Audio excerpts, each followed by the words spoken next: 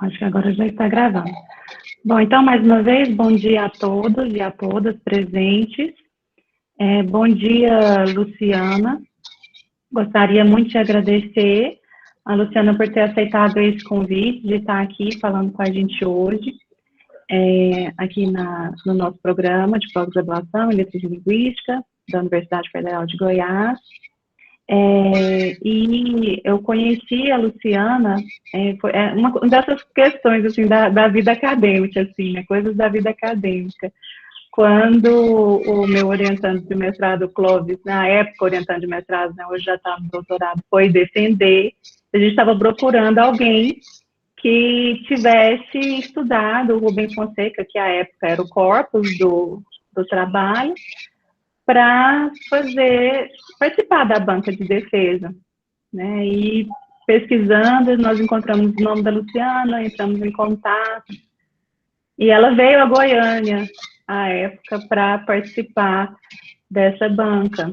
E foi um momento muito bacana, né? Um dia bem bacana que nós passamos juntas. E de lá para cá, a gente tem observado aí que alguns interesses de pesquisa estão convergindo, né, Luciana? Essa questão da relação entre literatura brasileira e ditadura e tudo mais. Então, por isso, a convidei para vir falar para a gente no dia de hoje.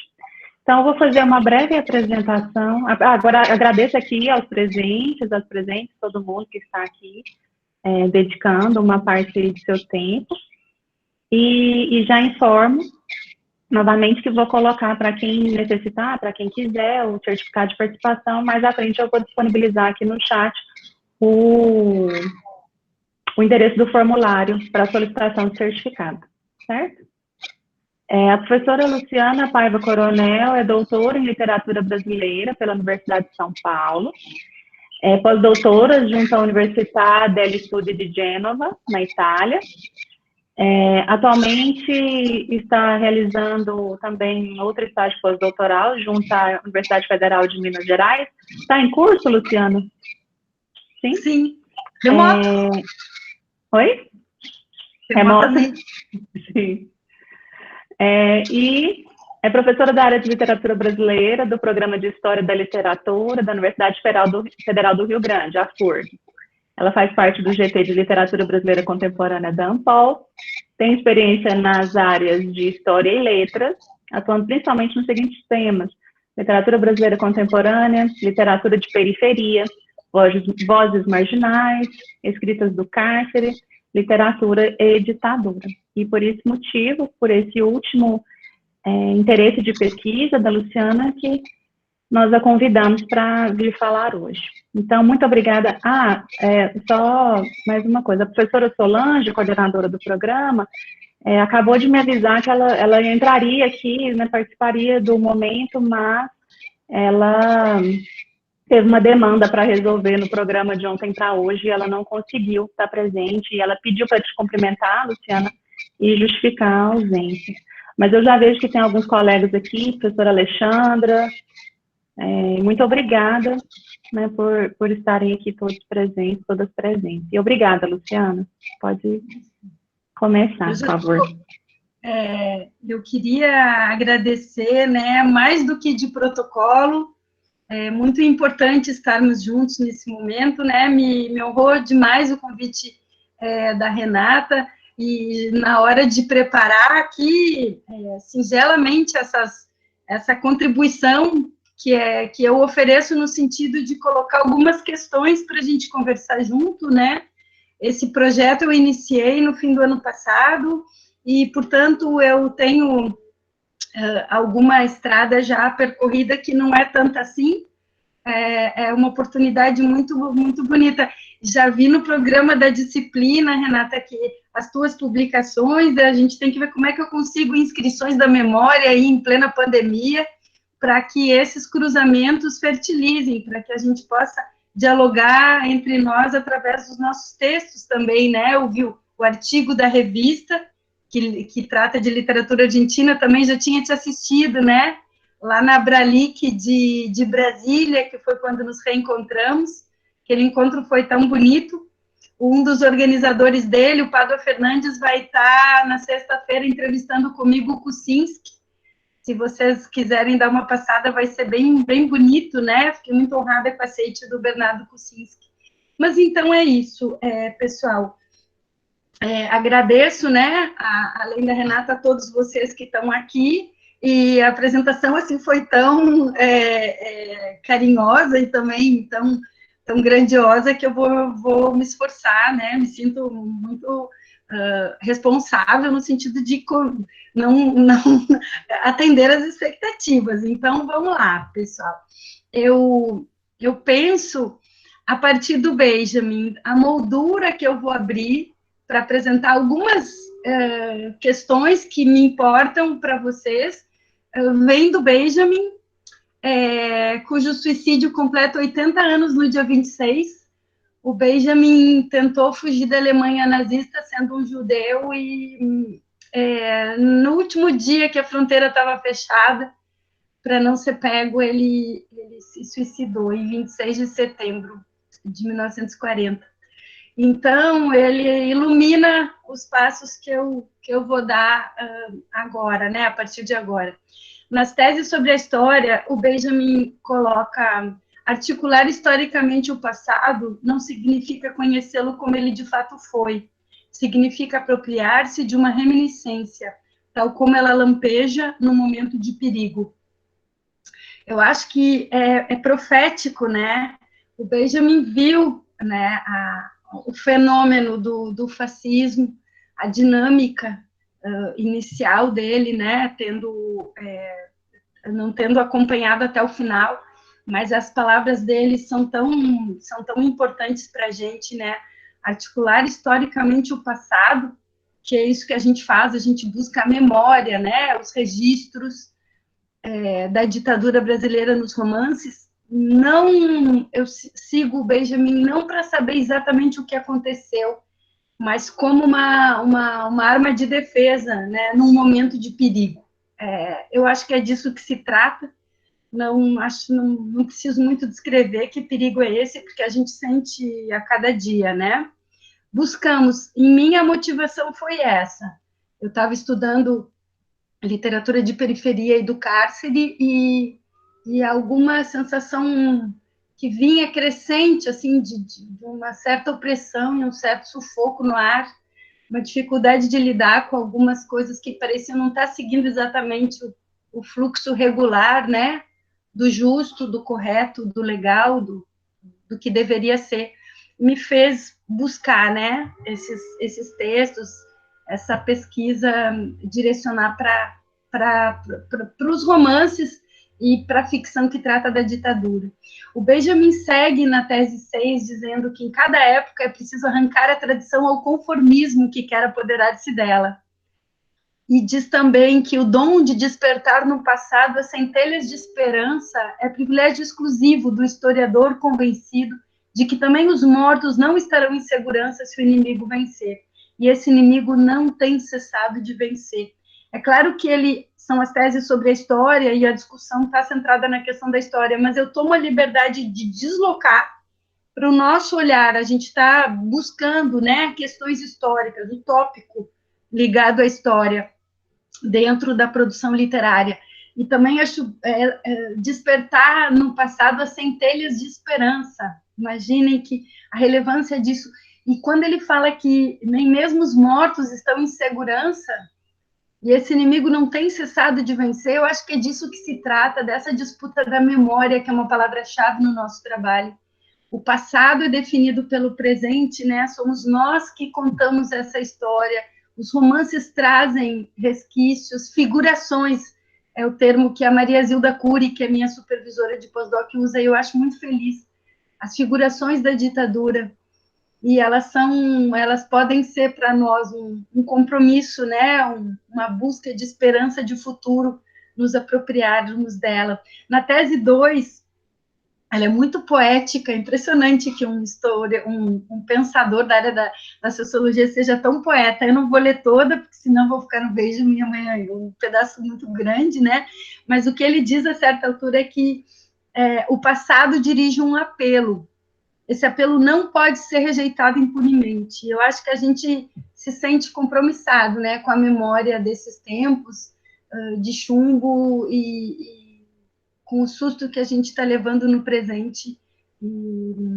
E na tese 3, então, Benjamin diz mais uma vez que nada do que aconteceu pode ser considerado perdido para a história, e que somente a humanidade redimida poderá apropriar-se totalmente do seu passado. Acho isso também tão iluminado para a gente, né? Não existe, a gente não está muito longe dessa humanidade redimida, né? As sombras são muito grandes. É por isso que essa apropriação nossa em relação ao nosso próprio passado, ela é tão limitada, e ela tem que ser produto de um grande esforço nosso, né? Para efetivamente termos noção do que aconteceu nesse país naquela época ali, final dos anos 60, 70, 80, porque o Pacto do Esquecimento vigorou no nosso país e ainda é muito forte. O negacionismo, né, um dos instrumentos desse domínio atual do discurso hegemônico, aí vem com força, e acho que é isso, a gente quer resgatar o passado, e vou fechar com essas últimas teses, 7 e 11 das teses sobre a história, onde ele diz que a tarefa, né, que ele acha justa é escovar a história contra pelo. E eu me coloco, né, nessa posição aqui para conversar com vocês. A gente está... Vejam como ele tinha já essa sensação de se colocar, né, como resistência a um certo discurso. Escovar a história contra pelo é contar a versão dos vencidos, né, é trazer à luz as possibilidades de futuro que não se abriram, que foram fechadas violentamente, encerradas. E, finalmente, que a história é objeto de uma construção cujo lugar não é um tempo homogêneo e vazio, mas um tempo saturado de agora. Então, é desse agora que eu parto para falar sobre uma literatura que dialoga muito com a história, né? Obviamente, por isso que veio essa moldura do Benjamin para a minha fala. Eu trabalho com romances, mas a gente tem no universo contos, tem poemas também, mas eu estou pensando que esses romances sobre a ditadura, a Renata me passou o programa, né, da disciplina, eu tenho a leitura da Resistência, que eu selecionei alguns trechos para conversar, e dos outros uma leitura mais superficial. Mas com diferentes medidas, em diferentes linguagens, a gente tem uma relação com a história, uma temática, tem elementos da história, né? Esse conjunto de romances, vocês estão, na disciplina, estão lendo exemplos de uma literatura do século XXI, né? A Rebeca Têncio fala de um novo ciclo de memória cultural. Isso é muito interessante. No século XXI, a certa altura, 2010, 2011, um pouco antes, começa um fenômeno, né, que a gente detecta assim, sem ainda ter interpretações muito fechadas, né, muito conclusivas, porque vem uma memória daquele tempo com força, recorrente, nesses romances escritos por autores que não viveram esse tempo pela idade, ou que viveram e publicam tardiamente, ou porque são herdeiros dessa situação, né, desse conflito, dessa questão, como é o caso do Fuchs e também um pouco da autora de Marazu, que agora me passei. Mas, em todo caso, é possível, então, que a gente busque, que a gente trabalhe com a literatura, e a ideia de literatura como fonte, ela é tão complexa, né? Eu participei de uma banca na semana passada que era da história, e o pessoal da história buscando, né, estudar literatura, e aí todo esse debate, a literatura é uma fonte.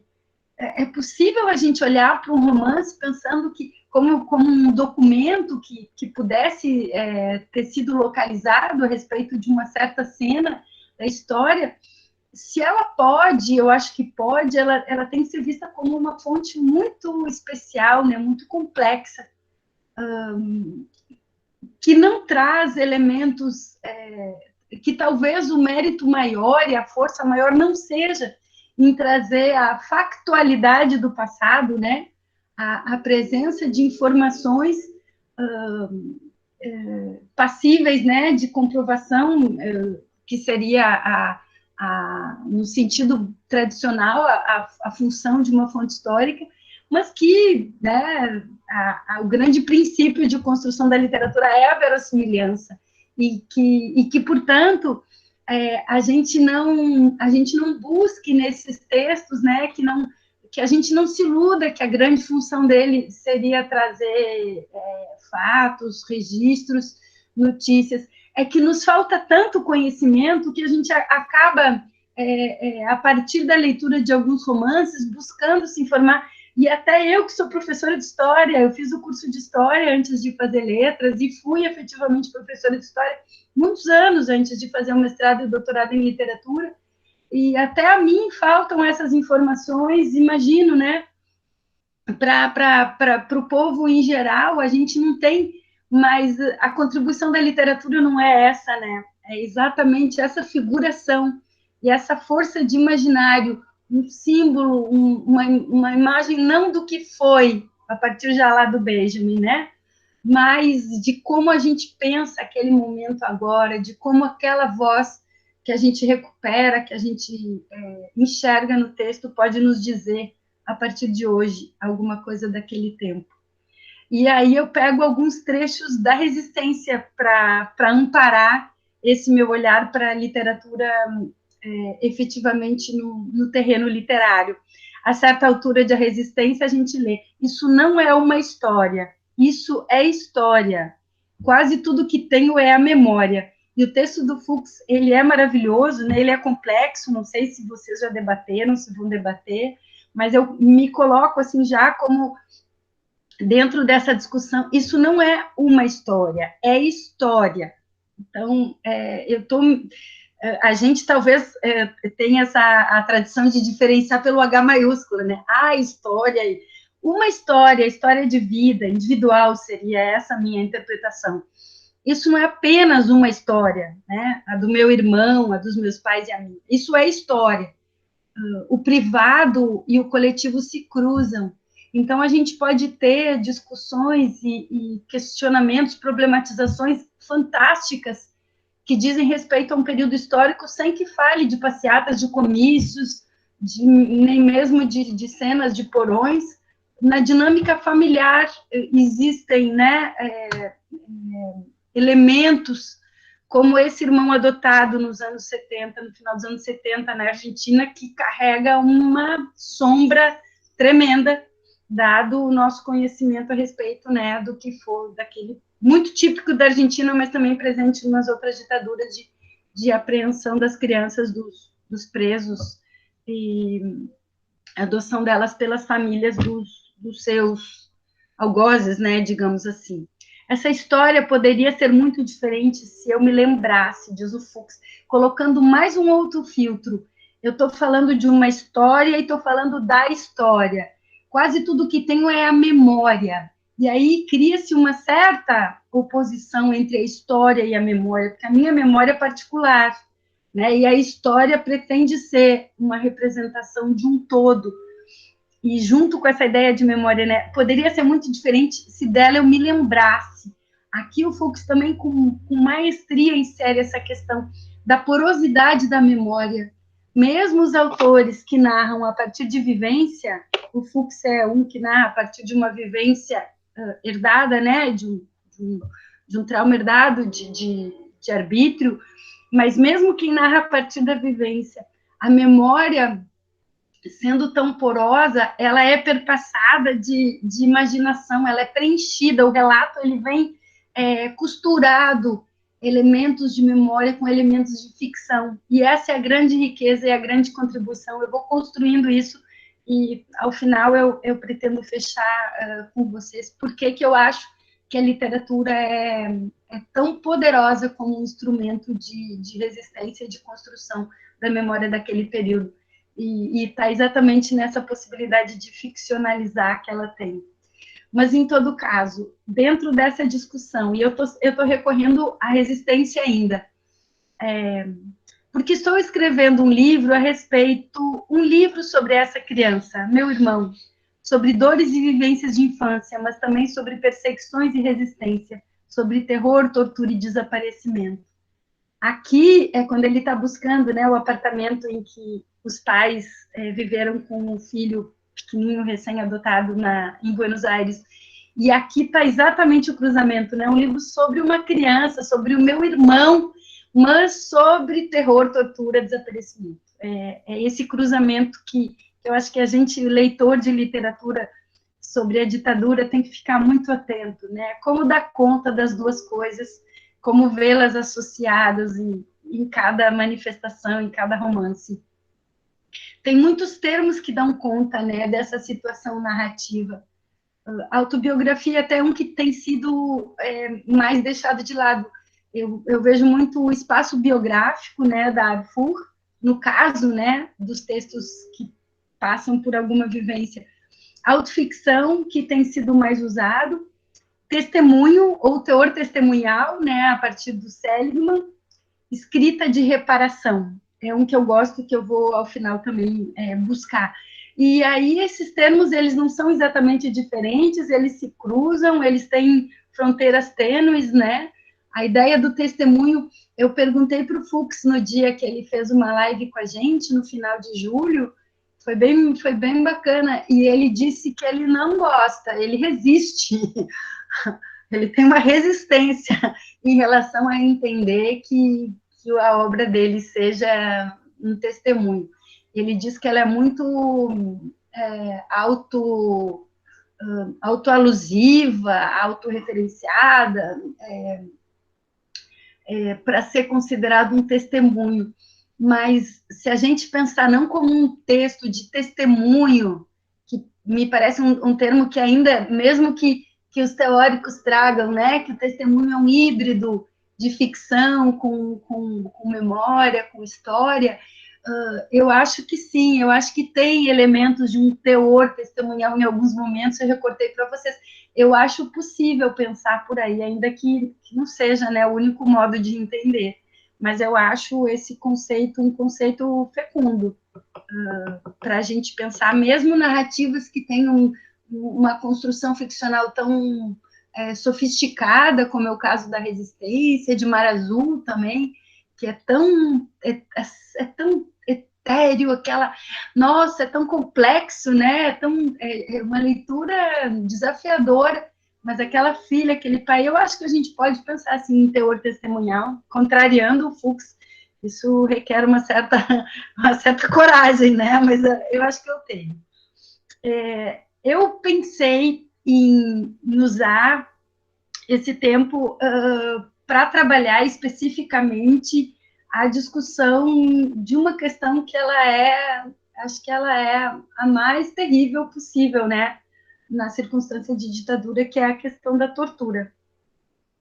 E o elemento talvez mais horrendo do que possa se fazer numa ditadura e que no Brasil é um dos resquícios, né?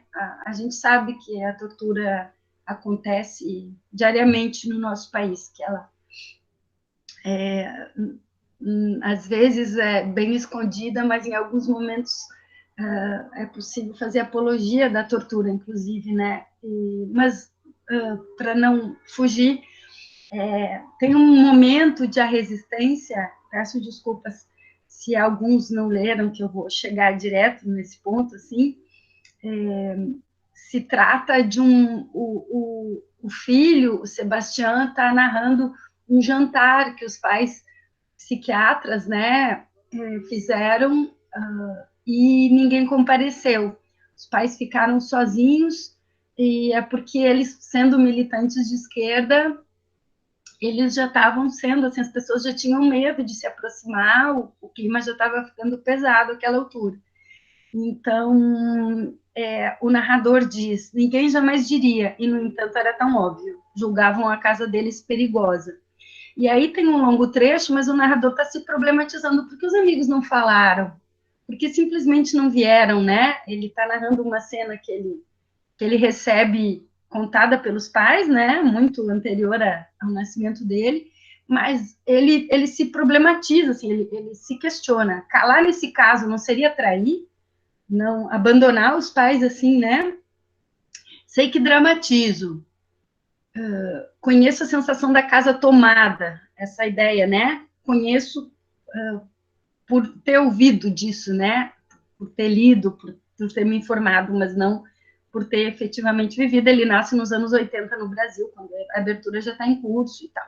Mas aí ele se desloca dessa cena e diz: o que não conheço, o que não posso entender é a dor de outros jantares cancelados nessa mesma noite, a dor de outras privações, de outras abnegações, de outros insistentes interrogatórios, outros braços pendendo ao longo dos corpos, seus dedos mais inertes do que os dedos dos meus pais, apontando um chão muito mais próximo. Não consigo conceber a supressão do ser explorada ao máximo, a destruição sistemática desse lapso que é o ser, a destruição sistemática desse lapso que é o ser, sua conversão em utensílio torturado. Não consigo imaginar. E por isso minhas palavras se fazem mais abstratas. A indizível situação em que calar não é trair, em que calar é resistir, prova mais extrema de compromisso e amizade. Calar para salvar o outro, calar e aniquilar-se. Aqui que eu vejo, eu até vou voltar para o início do discurso na lâmina anterior, eu acho possível que a gente leia esse momento em que o narrador não está mais contando nenhum trecho da história, e sim assumindo um posicionamento discursivo junto ao leitor. Não posso entender, né, esses outros insistentes interrogatórios, os braços pendendo, e aí ele é muito... A construção imagética é muito rica, né? Dedos apontando para um chão, a supressão do ser, e ele mesmo, como é um narrador que se auto-ilumina enquanto narra, né? O seu trajeto narrativo é todo auto-aludido. Ele mesmo diz, não consigo imaginar, e por isso minhas palavras se fazem abstratas. Eu não consigo imaginar. Essa situação, ela está além, né? A indizível situação em que calar não é trair. Ele está falando exatamente, né, dos presos e da circunstância, né, da tortura como um instrumento de obtenção de informação. Mas eu queria mostrar a questão da tortura, ela não vem descrita, ela não vem narrada, ela vem como um posicionamento do narrador que se desloca dessa cena do jantar fracassado dos pais para pontuar uma questão que é de caráter, né, ético, moral, que diz respeito ao seu pacto com a civilização, né? Isso não é aceitável. Mas na sequência do romance, deixa eu ver aqui, a gente vai ver que o chefe da mãe do Sebastião fala para ela, vocês têm que ir. Quem o afirmava tinha autoridade dos que sabem, dos que viram a face feia de um mundo despido de máscaras, dos que sentiram a dureza do mundo cravada na carne flácida. Quem afirmava era Valentim Barenbrith, não sei se eu traduzo bem. Então, vocês vejam o modo como o Fuchs opta por falar. O chefe da mãe, né, que a mãe substituiu, que ele tinha sido afastado da direção do hospital, ele tinha autoridade dos que sabem, dos que viram a face feia de um mundo despido de máscaras. A ideia de que ele tenha sido torturada vem construída de um modo... Aqui, a preocupação literária rigorosa, a busca da palavra certa, ela não é mera questão de mimesis e de construção eficiente, ela diz respeito a iluminar uma cena que o pudor impede de chegar mais perto, né?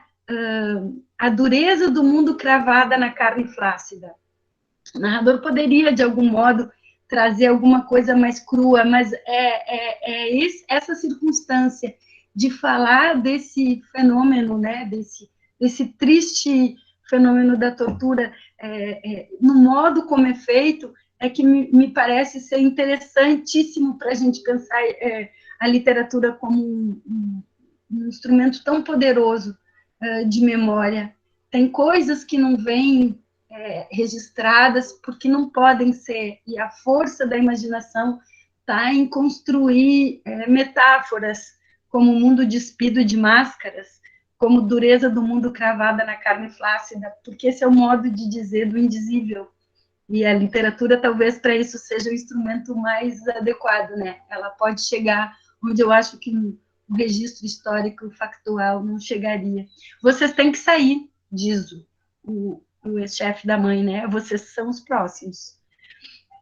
E aí a família migra para o Brasil, né? Que nessa época ainda estava numa ditadura, mas ao final dos anos 70, 75, ainda a gente tem, né, a morte do Herzog e tal, mas já se encaminhava para uma certa distensão. Mais adiante, dentro ainda de A Resistência, o narrador vai contar uma outra noite, que não é daquele jantar fracassado. Ele vai dizer que a família está em Barcelona, que encontra esse Valentim Parenblitz. Eles estão, vejam a cena, digitei mal, é numa alegre coreografia de taças, eles estão jantando, tá? É um momento muito posterior, né? Entre um sorriso e outro de Valentim, entre uma anedota e outra que contava, uma sombra, digitei mal de novo, cobriu-lhe a face, turvando-a por um instante. Ele se afastou da mesa e ergueu a barra da calça. Seu tornozelo direito estava inchado, vermelho e deformado. Tá vendo esse meu tornozelo? Ele indagou a minha mãe. Fizeram isso enquanto perguntavam sobre você. Então, vocês percebem que aqui existe efetivamente uma descrição do corpo, né? É um tornozelo vermelho, inchado, deformado, mas ele vem mostrado, exibido muitos anos depois. Essa ferida, ela foi processada, numa cena de alegria, de encontro, de festa, que vem uma sombra e o cara mostra, ó, isso aqui me fizeram perguntando sobre você. Por isso, né, que eles tinham que ter partido da cidade mesmo, do país. Eu acho esse modo que a gente pode pensar, essa delicadeza em relação ao horror, essa prudência nesse corpo ferido, né, nesse corpo se evidenciar depois e longe, e no meio da alegria, um modo de falar muito típico da literatura, né? Que não é esse olhar direto para a coisa. A lembrança disso é aludida muitos anos depois. E eu acho que isso é muito poderoso, assim, essa distância cautelosa, acho que ela é um instrumento importante para a gente pensar sobre a literatura do cárcere, da ditadura, perdão. E seria tão legal, eu não sei se está fazendo sentido para vocês isso, porque eu construí a minha fala assim, pensando na possibilidade de discutir esse tipo de questão que está ligada à representação de um certo tipo de cena típica das ditaduras, a partir do olhar de uma autora que vocês possivelmente não conheçam. Ela é gaúcha, ela se chama Maria Pila, ela é uma senhora de 70 e alguns anos, e ela publicou nessa mesma época, nesse novo ciclo de memória, volto semana que vem. Já com bastante idade. Então, ela é contemporânea dessa nova geração, onde estão Fuchs e os outros autores, as outras autoras, né? Se não me engano, vocês têm mais 3. Mas é o tempo, a gente percebe que é o tempo de cristalização da memória dela. ela foi uma militante política presa e torturada também na Argentina. Também a Maria Pila traz o registro da memória do arbítrio no país vizinho.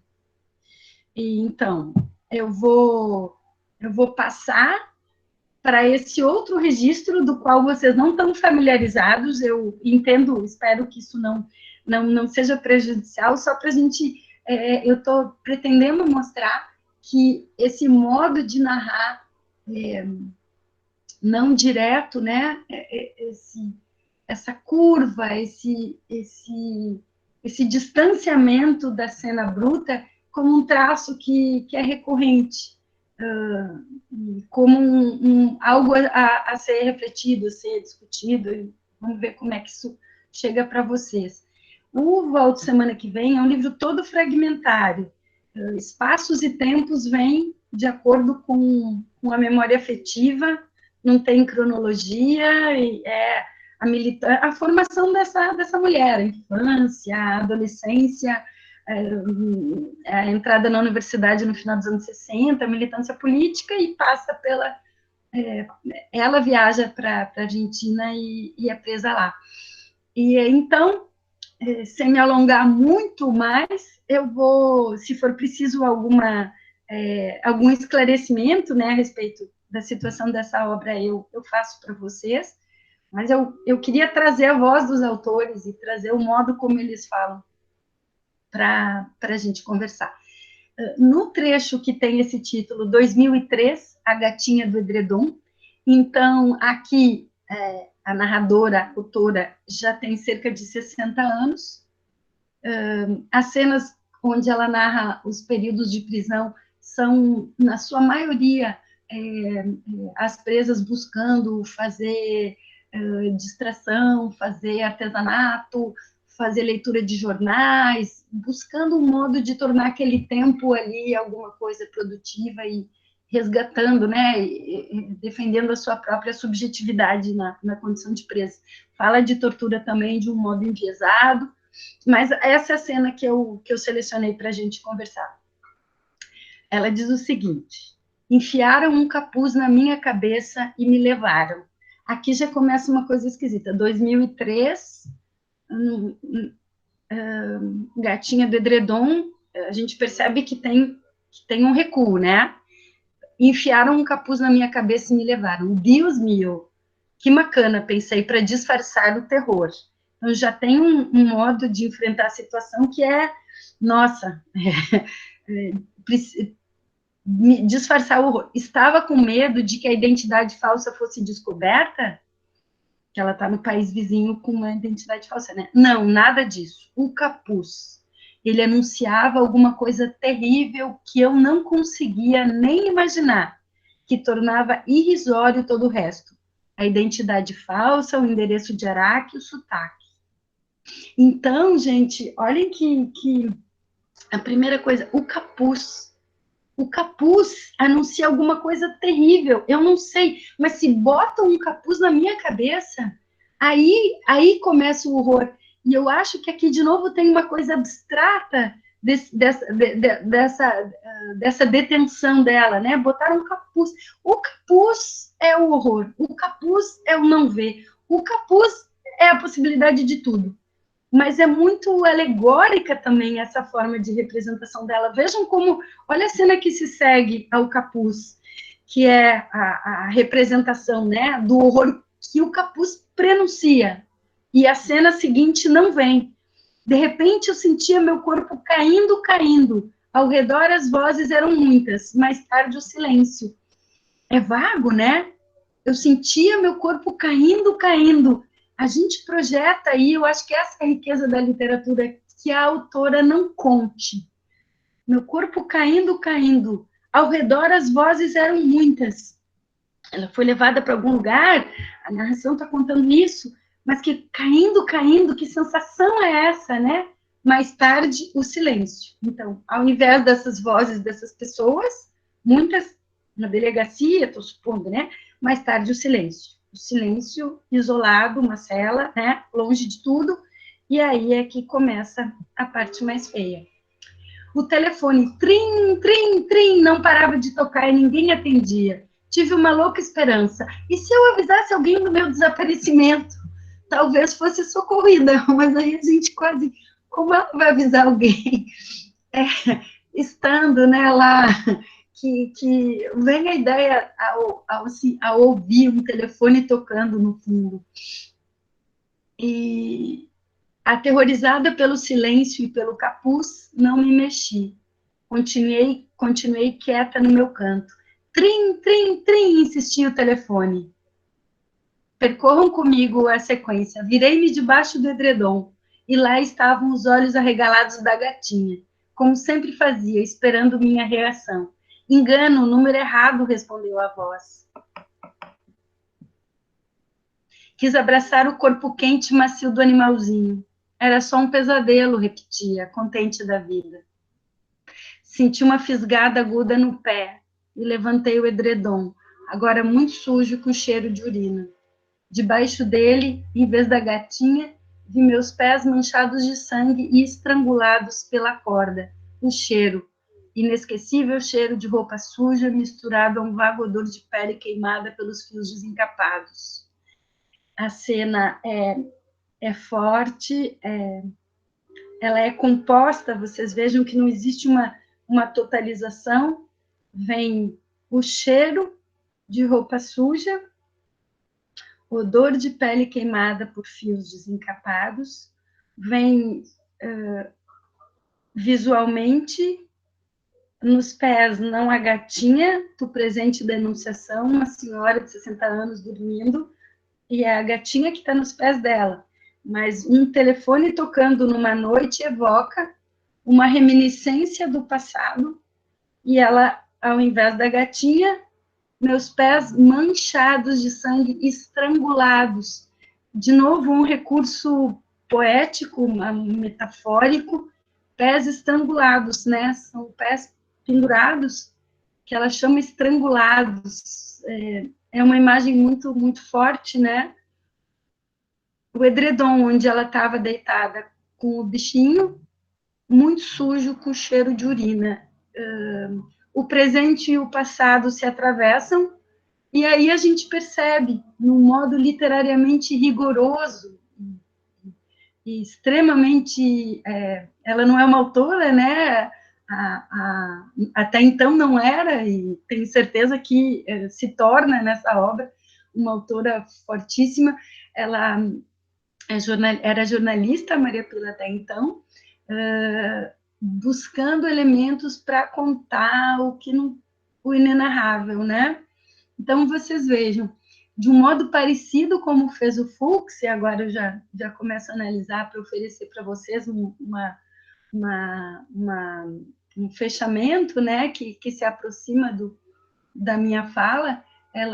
A cena da tortura não é feita no presente da ocorrência, ela vem muitos anos depois, como uma reminiscência, como um pesadelo, uma sombra que não vai se afastar.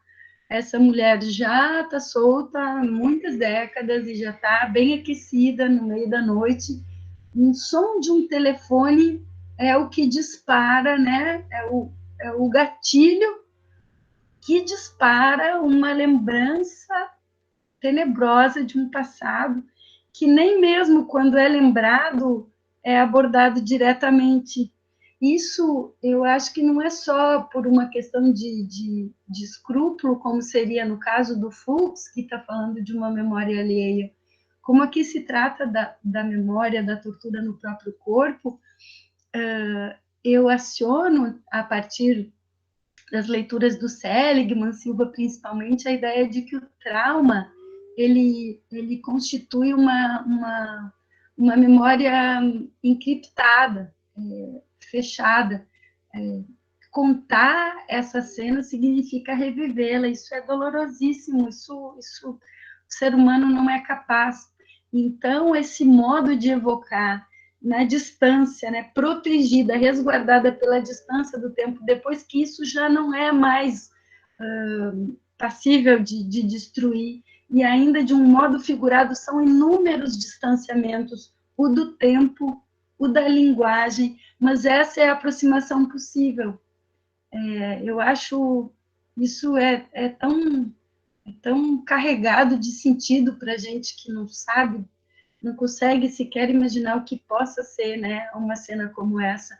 Esse modo de falar do pé estrangulado e com cheiro de carne queimada, acho que são os recursos através dos quais essa voz se aproxima do seu pesadelo e traz para nós, de novo, eu acho que uma obra tão literariamente sofisticada também como Volta Semana que Vem, a gente pode, acho, me autorizo a identificar um teor testemunhal da autora, de uma vida que no todo é narrada como muito gratificante, como uma mulher que viveu as últimas consequências, que militou, que namorou, que fecha o seu texto como alguém que está em paz com o seu passado. E ela fala que fez terapia, fez o luto dessa dor e se despediu dela. E acho que esse modo de falar desse tema, acho que ele é muito importante para a gente pensar nessas questões todas, né? A Maria Pila veio na minha disciplina, assim como eu estou vindo na de vocês, e ela contou para a gente, eu vou relatar para vocês para fechar, coisas que são externas ao texto, né? Que uma vez ela foi entrevistada por um jornalista da Elle, que disse para ela que como tinha sido afinal a tortura, né? Que ele tinha buscado isso no livro e não tinha encontrado, que ele queria saber. E aí ela disse no início delicadamente que não queria contar, que ela não se reduzia à tortura, que ela tinha superado aquilo, que ela tinha sobrevivido e que ela queria contar da sua sobrevivência e não dar tanto peso para o mal que lhe foi feito. E ele insistiu que seria muito importante ela contar a tortura, que isso seria um grande interesse do depoimento dela. E ela disse que xingou muito o cara, botou o cara para fora, não quis, né, responder a entrevista até o final, porque ela não aceita que reduzam a memória dela aquilo. E aí eu achei na letra da canção Amarelo, do Emicida, uma interpretação dessa postura da Maria Pila. O Emicida fala, permita que eu fale, não as minhas cicatrizes. Elas são coadjuvantes, não, melhor, figurantes. Que quem devia estar aqui. Permita que eu fale, não as minhas cicatrizes. Se isso é sobrevivência, me resumir a sobrevivência é roubar o pouco de bom que eu vivi. Por fim, permita que eu fale, não as minhas cicatrizes. Achar que essas mazelas me definem é o pior dos crimes. É dar o troféu para o nosso algoz e fazer nós sumir. Eu acho que isso ilumina, né? Eu uso o Emicida para entender a atitude da Maria Pila e vou encerrando, porque afinal é de vida que a gente fala, de vidas percorridas de morte, mas essa afirmação da vida, eu acho que não vamos esperar que quem passou por isso narre a partir do encontro com a morte, porque não é suportável viver isso duas vezes, né? Não seria suportável, não deveria se exigir de alguém isso. As minhas referências, então, foram o Benjamin, o Fuchs e a Pila, e eu, em princípio, estou terminando por aqui o que eu planejei inicialmente. Gostaria de saber como foi para vocês, se isso pareceu importante, se tem alguma questão que queiram. Voltei, Renata? Sumiu a apresentação? Sim. Posso tirar aqui? Não, alguém entrou no modo apresentação. Alguém aqui da sala, e por isso ela ficou pequenininha. Não sei. Mas se você... Diga. Mas você pode desativar o modo apresentar aí. Tá. Deixa eu fechar. Por favor. Alterar layout. Deixa eu ver como é que eu fecho aqui. Aqui no cantinho. É aquele botão apresentar agora, aí você vai... É que aqui aparece assim, retomar a apresentação. No lugar onde antes... Não, então você saiu. No lugar onde antes tinha apresentar agora tem retomar a apresentação. Vamos ver se eu acho o jeito aqui. Tela cheia é o contrário, né? Vai... Não, você saiu, é alguém que está com o modo apresentação ligado. Alterar Mas não tem problema, não. Não tem problema? Vocês estão... Não, tá tudo bem. Que vocês... que pareceu a vocês? Faz sentido essas questões? A gente pensar cenas e momentos tão brutais, o recurso à palavra, como se aproximar disso, de que jeito esses dois autores fizeram, acho que são representativos, é muita responsabilidade, né, Renata, tendo cerca de 1 hora, tratar de tantas coisas, é isso que eu penso que eu posso oferecer, assim, como um princípio de conversa.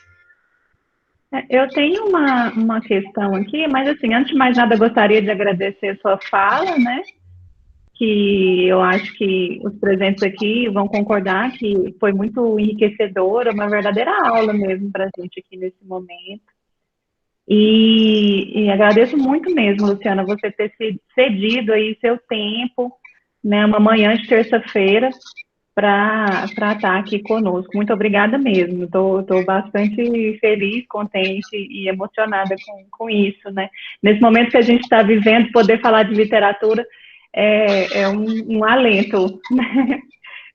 E a gente poder, assim, até conversar e encontrar, ainda que virtualmente, e conversar sobre tudo isso que tanto nos afeta, nos atinge, nos emociona. Então, assim, muito obrigada mesmo, muito agradecida. A gente já tem aí uma pergunta, a professora Edilson, né? Professora Edilson, você quer ligar o microfone e falar ou eu posso repassar aqui a pergunta para a Luciana?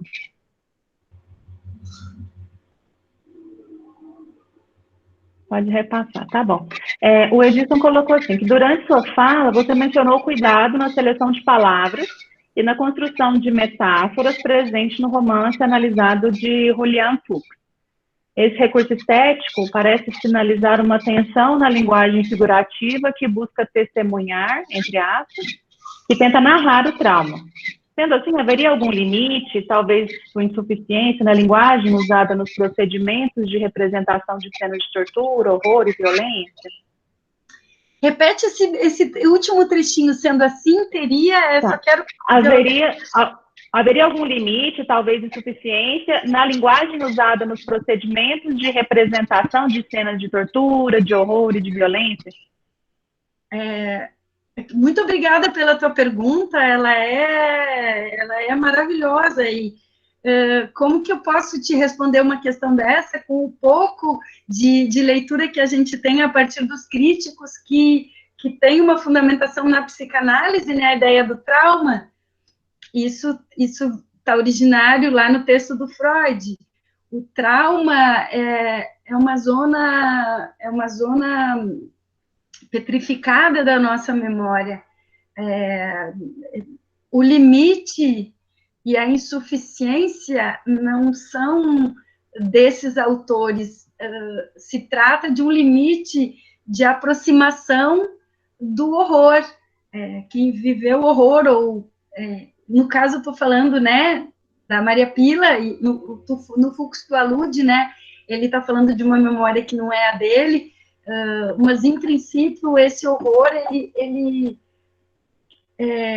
não é abordável diretamente, porque se trata de a gente se aproxima dele com alguns limites que são dados, acho que isso está na experiência desse horror que é a tortura, né, que talvez seja a cena mais brutal da humanidade, né, o momento onde se revelam os traços mais baixos, mais torpes, mais vis de perversidade, né? O livro de contos do Kucinski se chama Você Vai Voltar para Mim, e eu achei amoroso o título, né? E aí eu fui ler, tu viste, Renata? O você vai voltar para mim é a fala do torturador para a moça que ele está torturando. Você vai voltar para mim. Então, não é isso que parece, né? Acho que esses limites e essa insuficiência que a tua questão refere, eles são limites e insuficiências do humano para se aproximar do horror.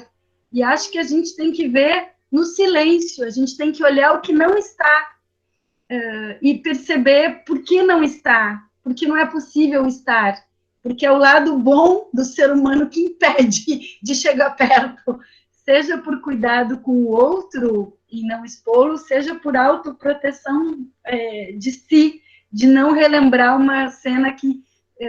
e também eu faço um convite a ti e aos que estão ouvindo, será que seria mais importante, seria mais...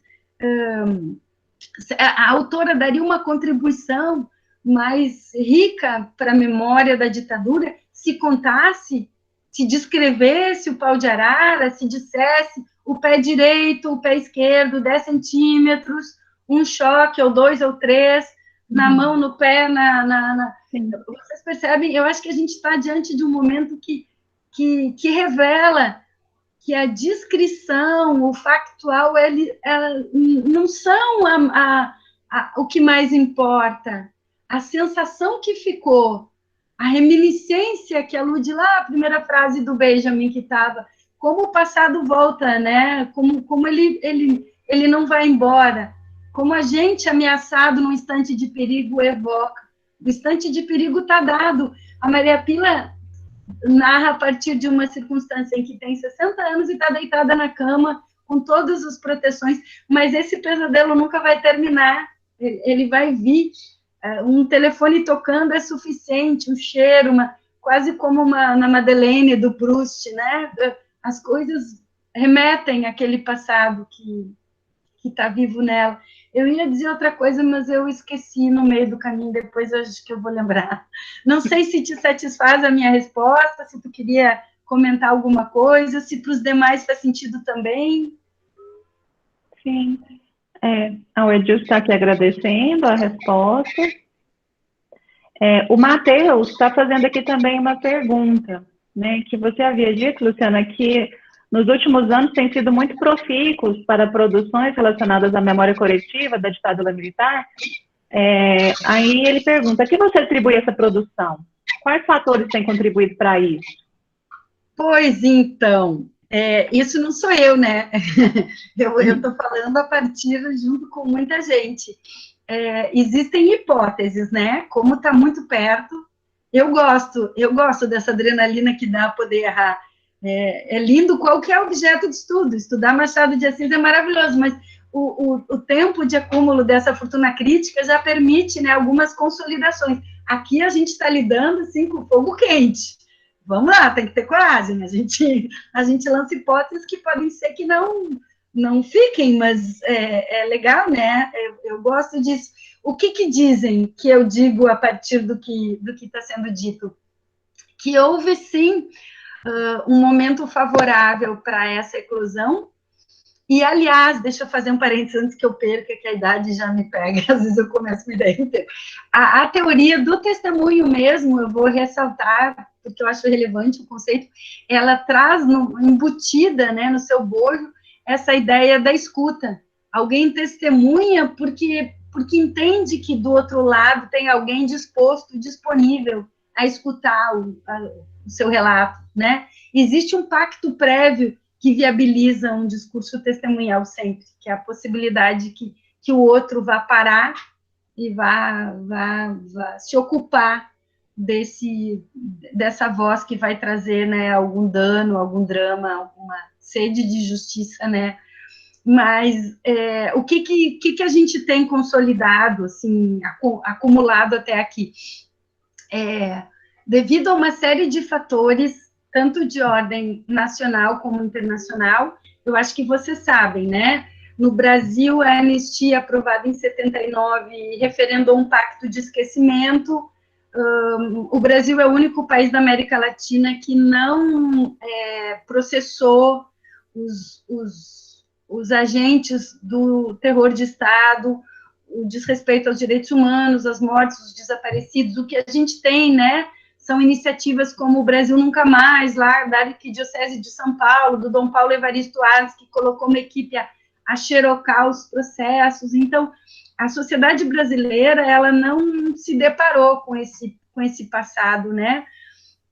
O que houve foi uma denúncia de militantes ligados à guerrilha do Araguaia, que fizeram uma reclamação numa instância que foi a Comissão Interamericana de Direitos Humanos, e dali veio a exigência que o governo brasileiro criasse uma comissão da verdade, que nos outros países, né, na Argentina, no Chile, no Uruguai, isso já está feito há décadas. Vocês devem ter visto na Argentina os generais processados, presos,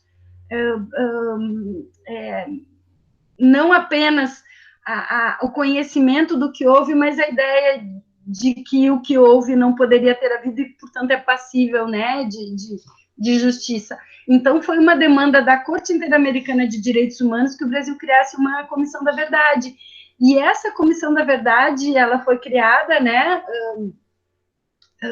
agora as datas me escapam, mas digamos que veio a demanda 2009, 2011, ela foi efetivamente criada. Então, existe o Brasil, menino desobediente que não cumpre, não faz a lição, vem uma punição externa, vocês têm que fazer uma comissão da verdade, que é uma espécie de composição das forças nacionais para enfrentar e investigar o que houve.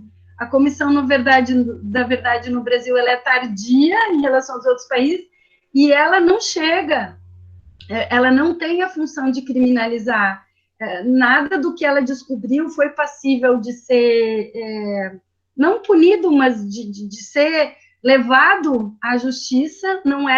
Ela foi destituída, os militares não abriram os seus documentos e dizem que não tem. O que houve foi o Kuczynski trabalha com isso no romance dele, né? O que foi feito foi uma reparação financeira.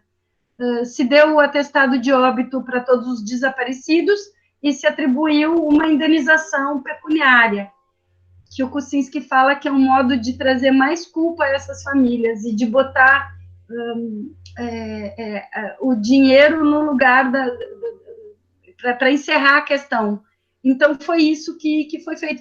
E eu acho, indo diretamente para a questão formulada, eu acho que existe uma pequena, dentro da dimensão da questão, mas existe uma pequena abertura de espaço, de escuta. Eu acho que muitos autores, do ponto de vista ficcional, e algumas pessoas que sobreviveram individualmente, como a autora que eu citei, indiretamente, e aludindo, né, a uma situação estrangeira, no caso do Fux, eu acho que tem um espaço receptivo.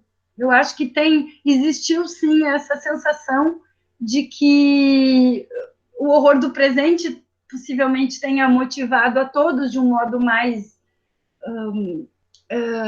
recente para narrar algumas questões desse teor, digamos, de 2016 para cá, né, quando eu entendo que o Estado Democrático de Direito já está sendo atacado, mas antes é o contrário.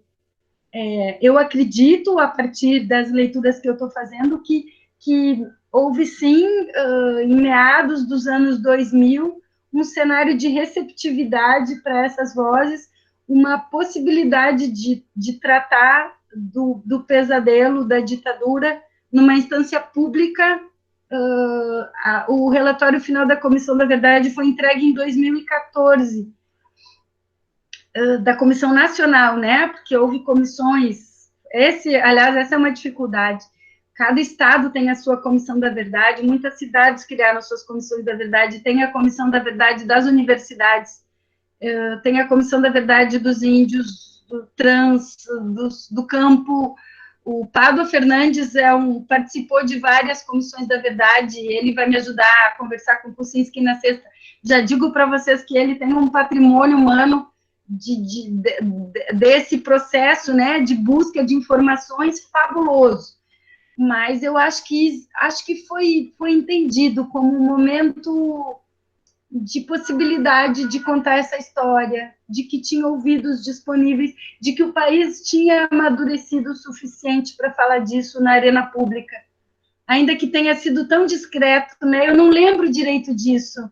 Eu não sei, tu lembra, Renata, 2014, a gente já era grande, eu já era universitária, isso não incidiu com a força que poderia, mas foi, digamos, o cenário possível, assim como nós estamos aqui no Encontro Possível, foi o cenário possível de abertura de espaço. Eu atribuo, assim como os outros autores, eu assevero que possivelmente tenha se percebido uma possibilidade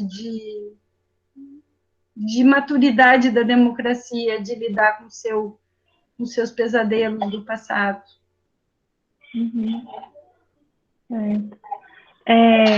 A gente está com uma inscrição aqui do Clóvis, depois uma pergunta do Luiz e depois da Regina. Então, o Clóvis... Oi, Clóvis. Pode falar, Clóvis. Bom, professora, obrigado pela fala, em primeiro lugar. A partir da pergunta do Edilson sobre essa tensão na linguagem, narrar o caos, eu me lembrei da Jesuína, a personagem do romance K, Relato de uma Busca. Acho que o diálogo que ela tem com a terapeuta, para mim, foi um dos capítulos mais impactantes, principalmente pela descrição da garagem, né, da casa, que faz referência à casa de Petrópolis, a casa da morte. E acho que naquele capítulo fica um tanto evidente essa dificuldade e o medo também, né, de falar sobre. Talvez, além da dificuldade de narrar o trauma, ainda exista esse fator do medo, de conseguir elaborar isso também, né? Não é bem uma pergunta, é mais um comentário mesmo. Ai, eu adorei o teu comentário, Clóvis. Adorei porque ele me permite chegar num ponto que eu prometi não cheguei, da questão da literatura de reparação, que foi uma das possibilidades que eu abri lá no início, e acabei não fechando. Tua pergunta acho que a cena que tu trazes, eu não sei se o pessoal também leu o K, que eu acho um romance maravilhoso. Acho que a cena que tu trazes, ela é um presente para mim, eu só posso te agradecer, porque tu vê só, é exatamente disso que se trata, desse fascinante entrelaçamento entre história e ficção. O Kuczynski, cuja irmã desaparecida foi morta e torturada, ele precisa narrar essa história, ele narra a partir do pai, o que já é um certo deslocamento, né? O drama é dele, mas é o drama do pai. Então, isso dá, né, algum espaço de processamento desse dano, dessa dor, que vai, né, dramaticamente se acentuando numa procura que não chega a nada, lugar nenhum. Mas a figura da Jesuína é maravilhosa, porque e me permite pontuar com o pessoal todo, não só contigo, a partir de ti com todos. Provavelmente essa voz é ficcional, uma faxineira de um centro de tortura. A cachorrada aqui resolveu participar também. Então, ele cria uma voz ficcional, ele inventa, né? Ele quer falar daqui. Como é que ele vai falar da Casa da Morte? Como é que ele vai falar do que aconteceu ali dentro, se ninguém entrou? Então, ele cria esse artifício, a ficção permite. É por aí que eu digo que acho que a literatura chega até onde a história não chega. E aí, a partir da voz de uma ajudante de limpeza, vejam que é de alguém que está numa posição muito vulnerável e, portanto, é facilmente cooptável. Essa mulher, sendo uma mulher e sendo pobre, ela é uma aliada do Fleury, ela se aproxima das presas para ouvir coisas e levar para o delegado, ela tem uma conduta que nos causa tristeza, de não ser aliada daquelas mulheres, mas é o contrário, né? De se oferecer como uma voz de companhia na hora mais triste, mais dolorosa, depois de tortura, no momento da solidão, para pegar informações e levar para o delegado. Então, a ambiguidade perpassa essa mulher que é pobre, que está traumatizada, que descreve como se fosse um açougue, né? Aquelas partes, aquelas coisas horrendas naquele lugar. Então, acho que já vou chegar numa questão que é talvez a mais importante que eu queria chegar e que tu me permitiu recuperar. A Jesuína, sendo uma voz da ficção, ela talvez seja um dos instrumentos mais fortes do Kuczynski para representar o passado ditatorial, porque essa mulher chegando onde ninguém consegue chegar, na cela da irmã, vai ser a partir da voz dela, que entrega informações das presas para o delegado Fleury, através dela que o Kuczynski vai fazer uma coisa que é lindíssima, que talvez seja um dos papéis que a literatura cumpra, que tem a ver com essa reparação. A Eurídice Oliveira foi a primeira que fez essa interpretação, que não é minha. Ela disse que o romance K era um Kadish, eu não sei se eu sei pronunciar Kadish, para a irmã, era uma oração fúnebre, que aquela tentativa que o pai fez de dar uma lápide, que não teve autorização das autoridades judaicas, e depois de fazer uma revista, que não foi aceita pelo cara ali da gráficazinha, tal, porque eram comunistas, terroristas, e ele não ia fazer. Essa homenagem fúnebre aos mortos, que não veio pela lápide, que não veio pela revista, que vai trazendo o fracasso do pai, é como se o Kuczynski, pela via da ficção, ele conseguisse botar um ponto final num buraco que não fechava. Um desaparecimento é isso. Que palavra vai narrar alguém que sumiu? Nenhuma palavra pode falar do nada. É o vazio. Só que através da descrição da Jesuína, de uma cena que teria ocorrido quando, da iminência, né, da tortura daquela moça de nome difícil, que a gente imagina que seja Ana Rosa Kuczynski, né? A Jesuína narra o suicídio da Ana Rosa, né?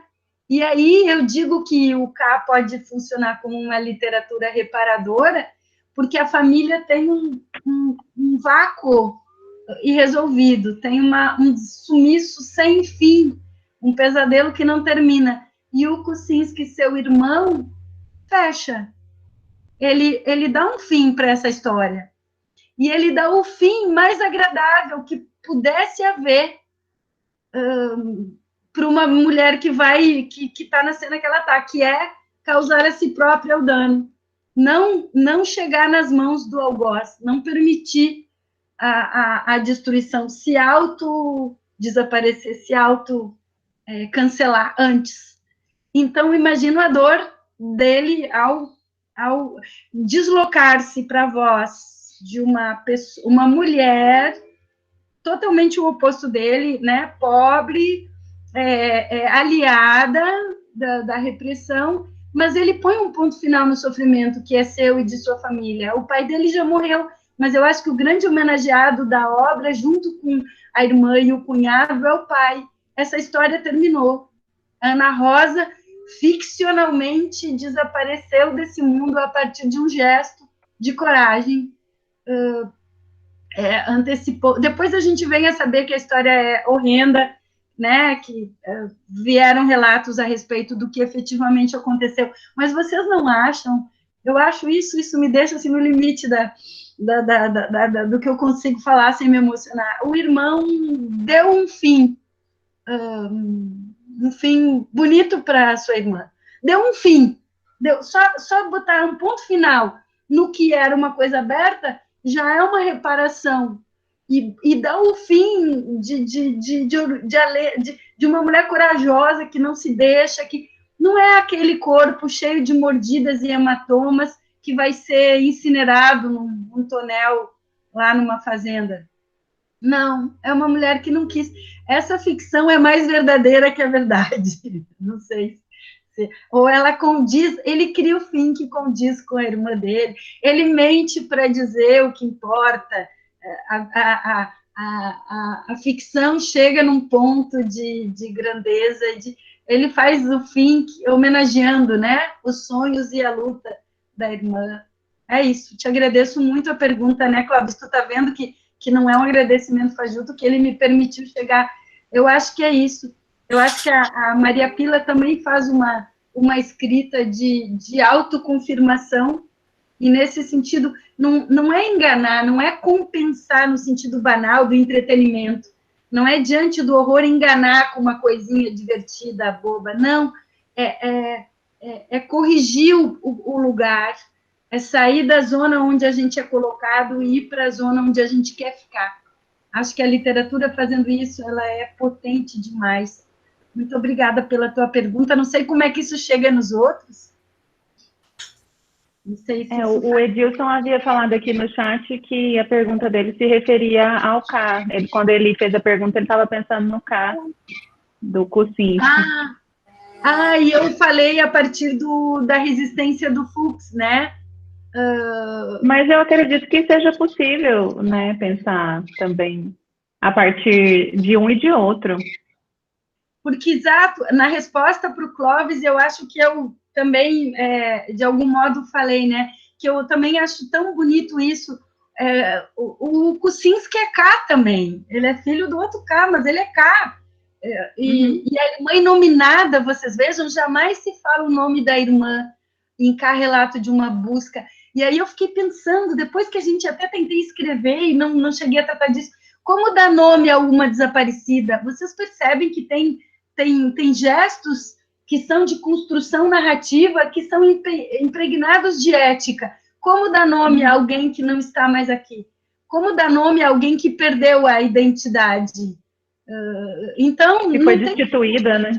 Não tem como dar nome. Então, tem essas opções. Eu acho que a narração a partir do pai já faz parte disso que eu considero assim, os deslocamentos necessários para enfrentar a questão do trauma, né? E o relato da Jesuína contando que ela já tinha sido colocada estrategicamente no romance antes, que eles carregavam as cápsulas para, se fosse o caso. Ali a gente já está... Ele vai acionar isso em alguma hora, porque eles não querem, não vale a pena chegar lá, não é o caso. A irmã dele não vai chegar nessa...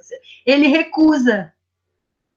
E ele bota a irmã dele fora do alcance da tortura. Vocês percebem? Eu estou falando agora coisa que eu nem mesmo tinha pensado.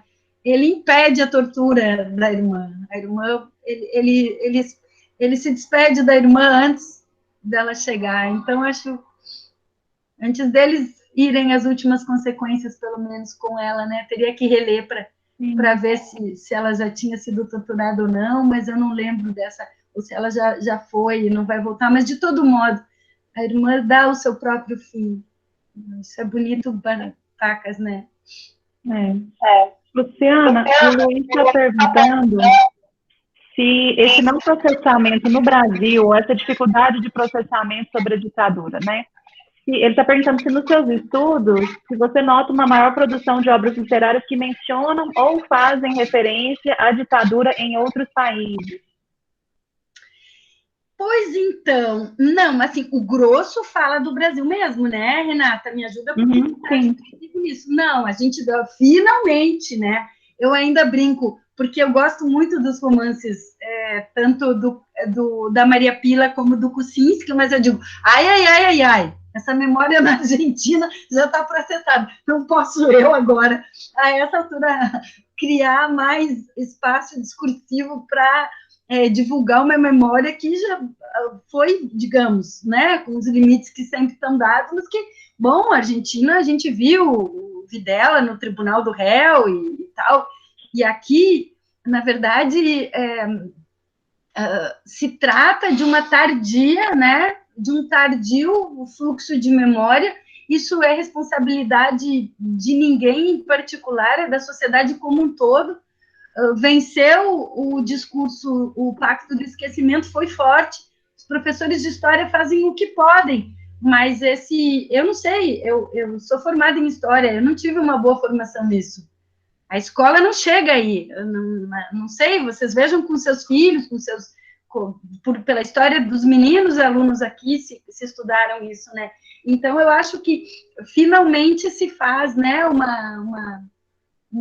um esforço de memória, e é um ciclo, até isso chama novo ciclo de memória cultural, porque é no meio da cultura, são as artes plásticas, são é pela linguagem artística, estética mesmo, que tem vindo essa notícia, né? Muito bem-vinda, aliás, vem à tarde, mas que venha aí, que a gente, né, que a gente saiba. Acho que o que eu e a Renata estamos fazendo é potencializar o alcance dessas vozes, né?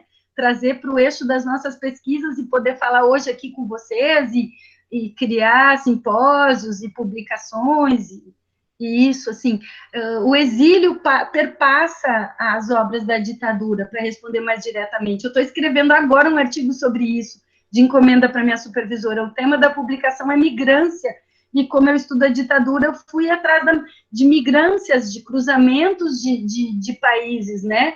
O Fux na Resistência, Maria Pila em Volta semana que vem, são 2 exemplos específicos, né? Que trazem cruzamentos de fronteiras e relatos de outras ditaduras no meio de narrativas efetivamente da literatura brasileira. Acontece isso, né? Existe uma base histórica que permite esse tipo de representação, que foi a unidade da repressão, Operação Condor se chamou. Existia uma conexão entre as polícias militares desses países. Na minha cidade, que era Porto Alegre, teve um episódio, eu tenho esses nomes na memória, teve um episódio de prisão, Lilian Celiberti e Universindo Dias. Eu era criança, eu nunca esqueci esses nomes, eles foram presos em Porto Alegre, eram militantes uruguaios, a polícia brasileira prendeu em território aqui, entende? Eles, começou no Chile, até onde a gente sabe, essa Operação Condor. Então, era a unidade das repressões, né, da repressão da ditadura que fazia com que a integração fosse feita. Nada mais justo que a gente consiga, no âmbito cultural, também nos integrarmos um pouco para responder a essa dinâmica que eles tinham tanta eficiência no exercício do mal, né? Sim. E se não me falha a memória, eu acho que a presença de outros regimes autoritários ou ditatoriais na literatura brasileira contemporânea talvez seja mais relacionada a escritores que têm uma ascendência desses outros países, como o próprio Fux, a Vidal. No caso, a Vidal, o nome dela que eu tinha esquecido. Paloma Vidal. O Fux e a Paloma Vidal, sim, mas a Maria Pila, sendo brasileira, era uma questão de militância. Ela tinha o trânsito dela, né, a migrância. Sendo brasileira, no caso dela, não, né, mas acho que predomina, sim, tu tem razão, quando tem pela via o que é chamado pós-memória, né, da geração anterior. O Fux também questiona esse conceito, ele fala como se viesse no DNA a memória, ele é resistente ao conceito de pós-memória também. Mas aí tantas coisas, né, que a gente pode falar, nossa, fico pensando... A Regina, Luciana, ela está perguntando aqui também, a título de curiosidade, quando você estava falando sobre a questão das indenizações do governo, no caso brasileiro, né, se essas indenizações estão mantidas, ela disse que foi ventilado pela equipe do governo que o presidente tem o interesse de suspendê-las. Não, ele destruiu a Comissão da Verdade, ele destruiu por dentro, que é um meio muito mais eficiente de destruir. Ele não cancelou, mas ele nomeou militares. O que foi feito na conjuntura atual, a gente tem o relatório da Comissão Nacional foi entregue em 2014, né? Isso está disponível, a gente pode consultar. Na sexta-feira, se vocês quiserem acompanhar a fala do Kuczynski, o Pádua diz que assistiu o Kuczynski em vários depoimentos da Comissão da Verdade, o Pádua diz que vai conversar com ele alguma coisa disso, ainda que o nosso foco seja literatura. Eu tenho muita vontade de saber. Renato, estou te avisando, chama o Pádua sabe tudo sobre Comissão da Verdade.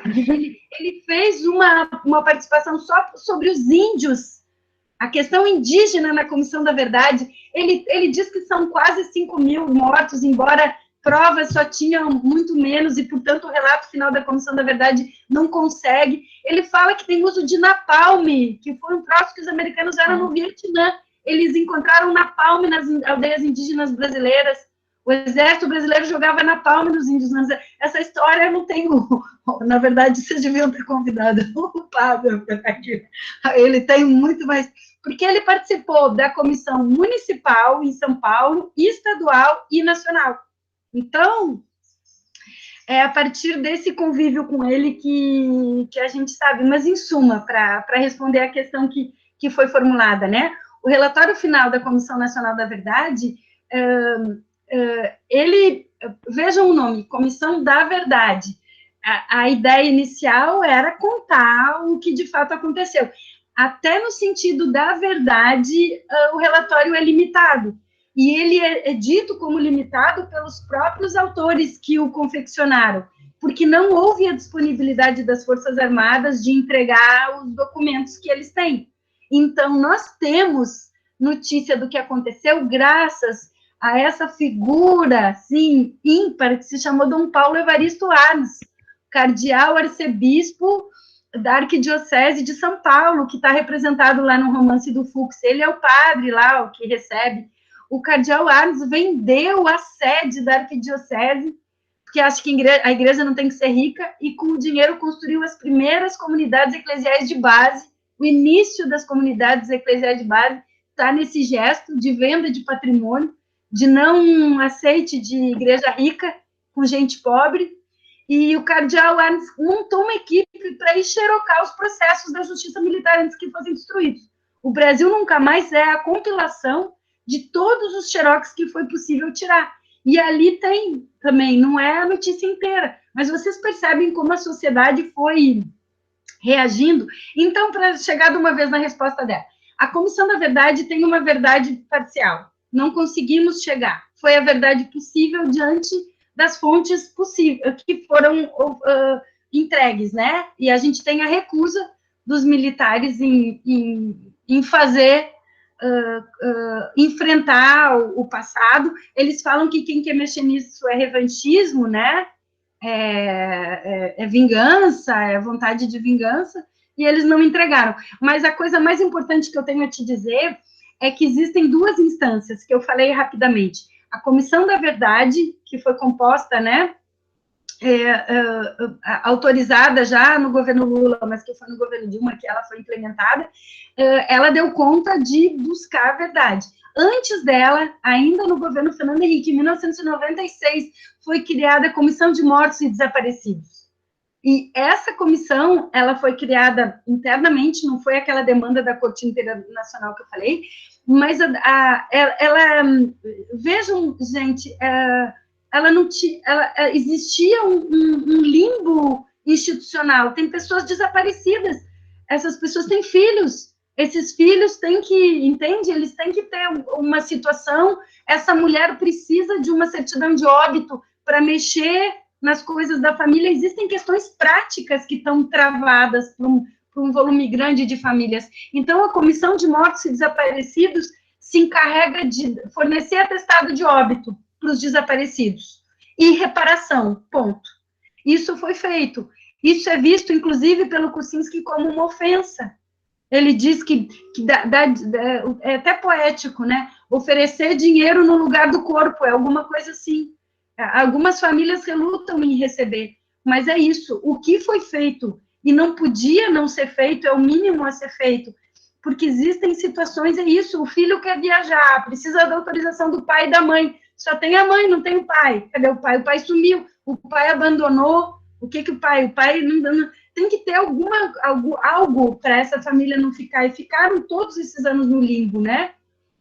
A Comissão de Mortos e Desaparecidos é final dos anos 90, gente, 50 anos depois, que vai ser dado algum estatuto mínimo básico para que essas famílias, para que o fluxo da vida, para que se mexa na poupança do cara, para que se entende, uma certidão para as pessoas fazerem um passaporte, sei lá, todas as demandas da vida prática, mas são duas comissões, só para te esclarecer. A de mortos e desaparecidos é que dá o atestado de óbito e dá a reparação, e a da verdade, que chegou numa verdade provisória, que a gente acredita que ainda tem que ser buscada, né?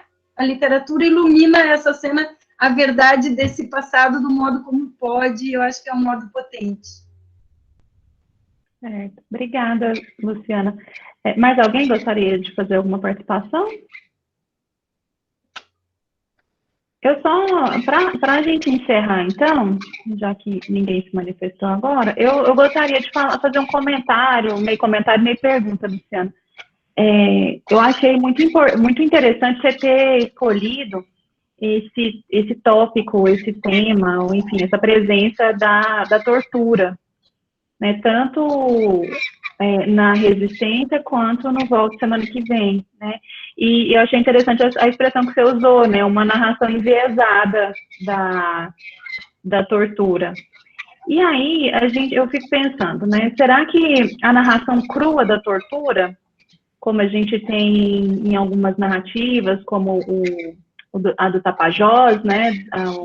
Em câmera lenta. Então, você acredita que essa necessidade de uma narração crua da tortura seria uma necessidade da época, do momento em que as coisas estavam acontecendo? Pois é. De fato, tem essa mudança de registro, né? Nos textos como os do Renato, mais próximos, né? Um relato 79, em seguida da anistia que é feita a publicação, sendo ele alguém que está se narrando, né? O espaço autobiográfico é presente. Pois tu sabe, acho que eu tenho que pensar melhor sobre o assunto, porque existem outras obras, o que é isso, Companheiro do Gabeira, né? Que também está falando no calor do momento, ali na sequência dos anos, e o registro, eu tenho que reler, isso é uma leitura que eu não fiz de novo agora, eu tenho ela feita lá décadas, mas acho que não tem, assim, esse registro, essa tentativa de falar da cena de um modo cru, como está em câmera lenta, né? Tem outra pegada, se vocês me perguntam, outra vibe, como os alunos gostam de dizer. É outra vibe. E eu não sei se a gente, assim, não vem, vamos tentar construir. Nessa cena cultural mais recente, de século XXI, né, onde estão os romances que compõem o corpus da disciplina e da minha pesquisa, acho que da tua também, não vem cru, vem decantado, né? Isso a Eurídice diz, mesmo quando se trata de uma voz autoral como a Maria Pila, que está deslocada, assim, entre aspas, claro, ela está deslocada porque, assim, os narradores que foram torturados, que vivenciaram essa cena, narraram lá atrás, a maioria, né?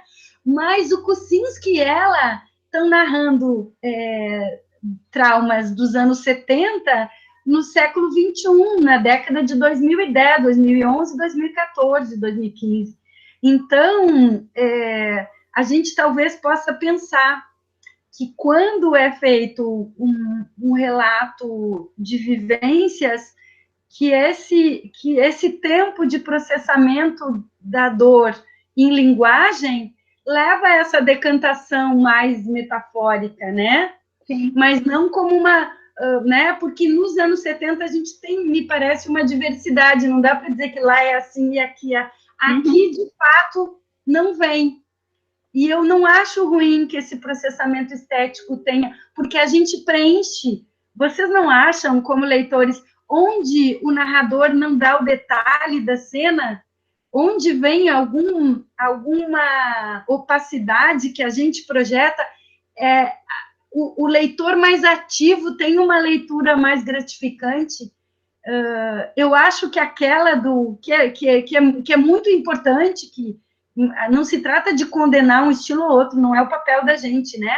E sim de interpretar. Mas eu acho que o relato que minuciosamente dá conta da cena, eu acho que ele permite uma catarse imediata. Foi assim. Que eu acho que é menos eficiente na construção de uma cultura de memória do que aquela... Olha o que a Maria Pila diz, o capuz. O capuz é o susto, o capuz é a possibilidade de tudo, o capuz. E aí a gente joga o que vem depois do capuz. E ela não fala. Ela vai esperar para passar 40 anos para ter uma lembrança a partir de um telefone tocando. E a gente que tem que preencher o que se passou. Sim. Quando entrou o capuz em cena, para que tantas décadas depois venha uma lembrança de um pé estrangulado e de um cheiro de carne queimada, né? Eu acho que esse enviesado não é, sei lá, não é pudico, não é falta de ousadia. Eu acho que é a maior ousadia. A evocação, ela é mais, parece ser, hoje, ela é mais potente do que a simples descrição, como você estava dizendo, né? Acho. A não ser em algumas narrativas que vão partir mesmo para uma necessidade de choque já autodeclarada, como é, por exemplo, o Diário do Farol, do João Baldo Ribeiro, né? Mas, inclusive, isso é outra coisa, hoje eu estou fazendo propaganda do Pádua. O Pádua disse na live que eu entrevistei ele para ele contar das Comissões da Verdade, que ele participou, ele falou assim, a cultura está fazendo sua parte. Paralelo a isso, tem que haver essa parte de investigação factual dos dados, dos nomes das coisas, né? A Melinha conseguiu processar o Ustra. Uhum. Ele é réu, ele não é réu primário, ele é condenado a partir da iniciativa corajosa de uma mulher que fez um processo na Corte Interamericana. Vocês vejam como a parte da justiça brasileira é complexa, né? E o quanto ela não foi colaboradora nesse processo de reparação. Mas eu acho que essa notícia, assim, do modo como vem, o Pádua disse, a cultura cria os símbolos de libertação, assim, cria os símbolos do passado, esse pé estrangulado, essa forma de falar, né, como vem no Fux também, dedos mais próximos do chão, esse cancelamento do lapso que é o ser. Eu acho que essa linguagem, ela cria símbolos da dor. Eu acho que os símbolos são mais fortes do que a descrição. Guernica é a imagem mais forte que a gente tem da Guerra Civil Espanhola. Entende? Aquele estilhaço de um braço para cá, uma língua para lá, uma cabeça para... não é à toa que a gente está na letras, a força da imagem. Eu acho que esses são os símbolos daquela época, artisticamente elaborados, e não é à toa, não sei, quase todos os textos que eu leio são fragmentados também, não existe muita possibilidade de uma totalização narrativa, vem essa memória, assim, aos estilhaços também, né? Mas não sei o que vocês acham, o que tu acha disso, Renata? Eu acho a potência da linguagem na criação de símbolos de resistência. E eu acho que você citou a Figueiredo, né, e quando ela fala desse distanciamento que favorece o decantamento e uma elaboração artístico-literária, talvez maior, né, e aí a gente fica mais nesse campo, como você disse, né, do simbólico, do sugestivo, do alegórico, do metafórico.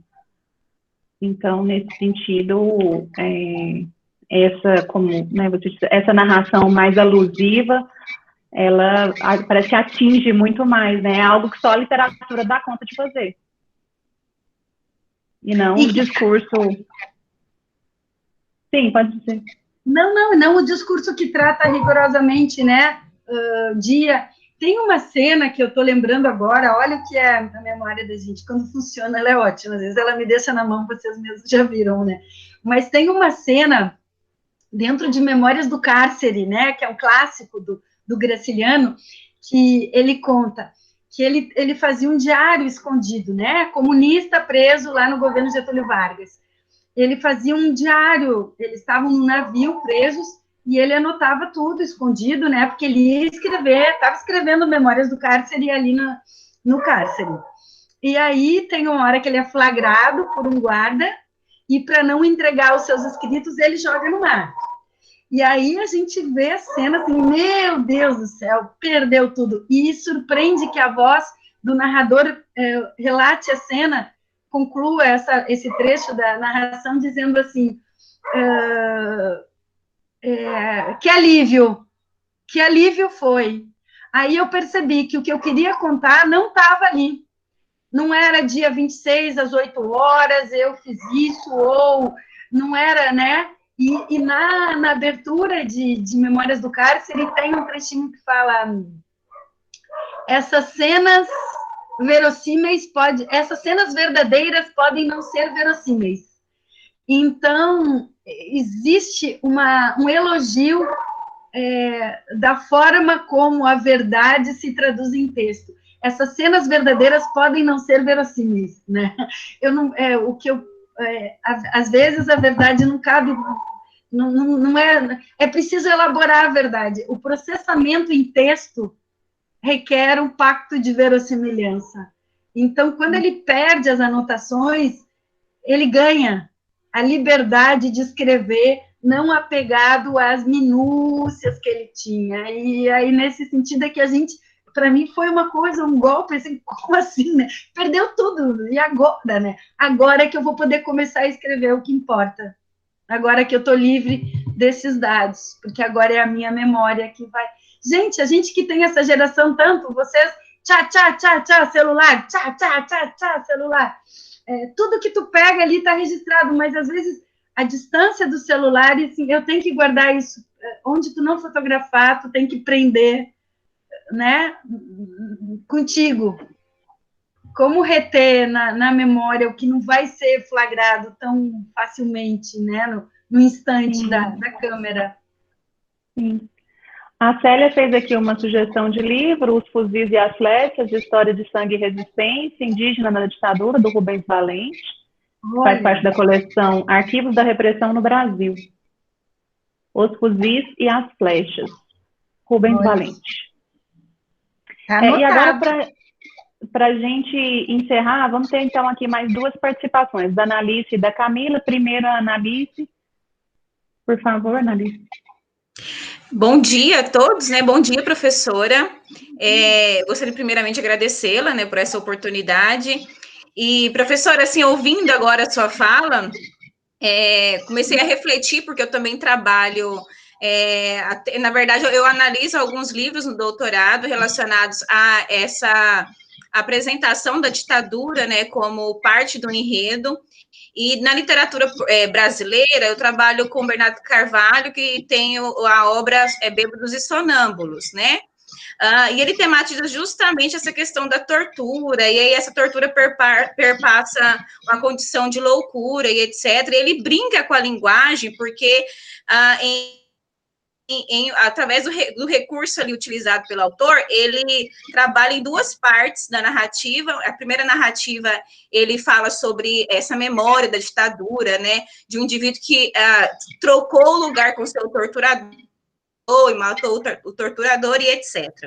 E na segunda parte, ele ficcionaliza a primeira parte, ou seja, ele ficcionaliza essas lembranças que ele narrou na primeira parte da obra. Então, está bem relacionada a tudo isso que você disse aí, essa questão da verossimilhança. Olha, é verdade, mas não é, né? Porque lá na segunda parte ele fala, aquela história eu inventei, né? Aquela história não é verdade. Só que isso traz para nós justamente essa reflexão. E aí eu faço essa comparação, né, dessa obra e os recursos que o autor utiliza, um autor que não faz parte daquele grupo que vivenciou a ditadura, com outros autores da América Latina, por exemplo, Martin Cohan, Cristina Rivera Garças, outros autores aí, mexicanos, né, argentinos e etc., que tem essa recorrência, né, ao tematizar as ditaduras. E todos esses autores, nenhum deles, na verdade, vivenciaram, né, eles não são herdeiros diretos daquele episódio, mas eles retomam a ditadura. A minha pergunta seria, professora, ou talvez um momento aí de reflexão, a América Latina, ou os autores, né, melhor dizendo, da América Latina que retomam, né, mesmo não estando diretamente ligados a esse período, que retomam, quer dizer, esse período não, essas experiências, né, porque eram criancinhas e etc., alguns deles não vivenciaram de fato, né, os pais, que no caso teriam que ser os pais, como Laura Alcoba, a mãe foi exilada. Então, ela conta essa história, né, ela é uma argentina, ela conta essa história dentro dessa perspectiva de que ela tem algumas lembranças do que a mãe vivenciou, ela vivenciou junto também. Mas, por exemplo, Martin Cohan, não. Então, seria uma tendência, essa reflexão agora, no século XXI, esse retorno à ditadura, seria uma tendência estética ou seria uma tendência mesmo, como eu posso dizer, de análise sócio-histórica ou até mesmo um retorno para se compreender como que nós nos constituímos hoje no nosso presente após esses traumas, após esses episódios. Aí fica aí o meu requerimento de reflexão e já agradeço os seus apontamentos. Muito obrigada. Obrigada, tia Analice, que linda pergunta, o teu requerimento é muitíssimo bem-vindo. Eu acho que essas coisas são cruzadas, tu sabes? Eu fiquei pensando, enquanto eu te ouvia, numa questão que eu acho que vale a pena a gente elucidar. Ter sido filha de alguém que passou, ou não ter sido filha, ter passado por isso diretamente, ou não ter passado, cria posicionamentos narrativos ou lugares de fala, para usar um termo que está rendendo controvérsias tremendas nesse nosso cenário já tão difícil, cria, acho que, inserções distintas na problemática. Mas tu sabe que eu acho que, junto com a diferença, pensando em América Latina, mas pensando também a partir do Brasil, que é onde existe o maior atraso, né, no enfrentamento desse passado. Eu acho que se existe essa distinção, que é nítida, tu apontaste muito bem, né, conhece, eu agrego quem viveu, né, e eu citei 2 autores, o Kuczynski e a Maria Pila, quem é herdeiro, né, o Fuchs, tu citaste, né, a autora cuja mãe, e quem está fabulando, quem está criando uma ficção. Existe um atravessamento que cria uma comunidade entre todos eles, que a memória de um tempo é um patrimônio coletivo. Nós somos todos vítimas disso. E independente, e é esse olhar que nos faz cidadãos e partícipes de um mesmo tecido social, que faz com que a gente possa dizer que os danos da ditadura estão em nós, estão em mim. Na minha família não tenho notícia de nada, mas acho que é isso que o resgate do passado nos serve, e a tua pergunta é tão iluminada que ela me permite voltar lá. É num instante de perigo que a gente volta, e esse instante é tão mais perigoso para nós, porque a ditadura está aqui agora.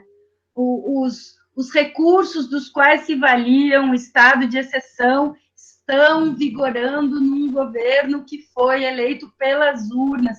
É muito complexa essa situação, não é idêntica à outra ditadura que a gente teve, são esgarçamentos do Estado de Direito. Então, em suma, para tentar elaborar a tua resposta de um modo mais sintético e não descritivo, esse passado diz respeito a todos nós, porque ele ainda está vivo.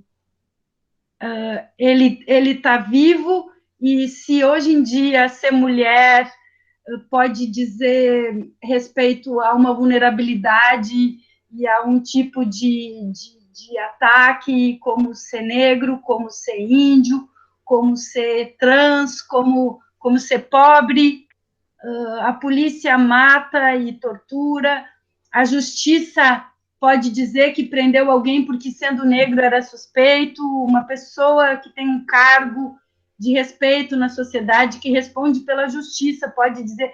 Então, tem um livro muito bonito, que é feito, um dos autores é filho da Amelinha, que é O que Resta da Ditadura, Safatli e Edson Telles, que é filho da Amelinha Telles, O que Resta da Ditadura. Ali eles dizem, a gente trabalha isso porque a ditadura não encerrou, ela tem um modo insidioso de permanecer nas nossas vidas. E o termo-chave que ele usa é muito comovente. A violência é o termo-chave. A ditadura está entre nós porque a violência se exerce para além de qualquer princípio democrático de cidadania, de república. Então, é porque a ditadura está entre nós que esse tema é nosso, independente de uma filiação mais imediata a ele.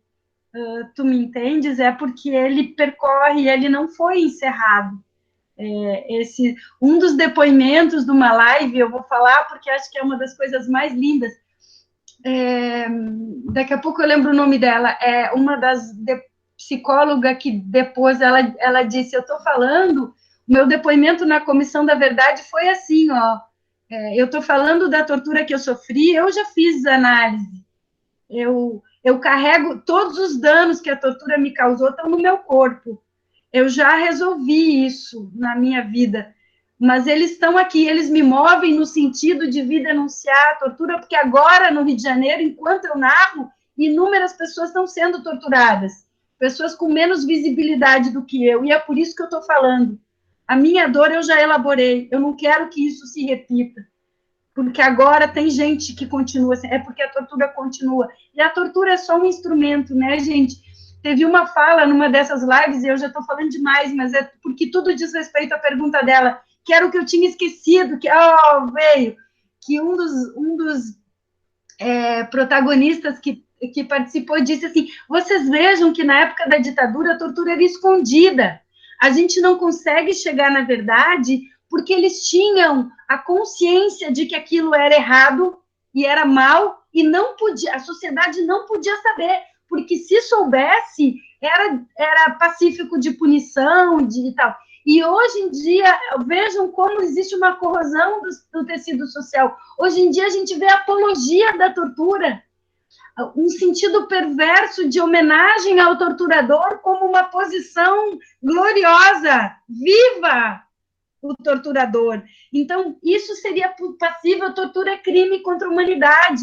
A pessoa que fez uma homenagem ao torturador, se houvesse justiça nesse país, precisava responder a respeito disso.